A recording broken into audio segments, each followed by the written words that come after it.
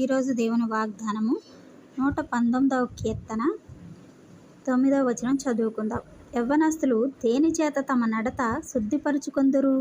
నీ వాక్యమును బట్టి దానిని జాగ్రత్తగా చూచుకొనుట చేతనే కదా. అవును, ఈ వాక్యంలో మనం యవ్వనస్తులు దేని చేత తమ నడతను శుద్ధిపరుచుకుంటారు. ఈనాటి యువత ఎంత ఘోరమైన పరిస్థితుల్లో వెళ్తోందంటే, లోకమంతా చాలా భయంకర పరిస్థితులు ఉన్నాయి. కానీ యవ్వనస్తులు చాలా జాగ్రత్తగా తమ నడతను శుద్ధిపరచుకోవాలంటే దేవుని వాక్యం వారి హృదయాల్లో నింపబడి ఉండాలి.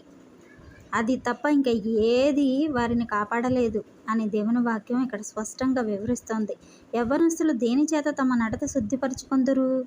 నీ వాక్యమును బట్టి దానిని జాగ్రత్తగా చూచుకొనుట చేతనే కదా అని కీర్తనగారుడు ఇక్కడ చెప్తున్నాడు.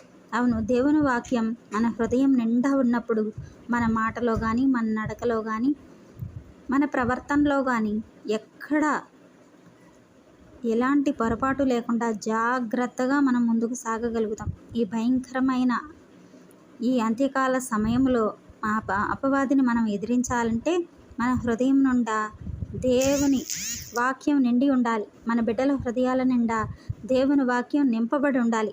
అప్పుడే మనం ఎంతో జాగ్రత్తగా మన ప్రవర్తనను, మన నడతను సరిచేసుకుంటూ పరిశుద్ధులుగా ఈ లోకంలో జీవించగలుగుతాం.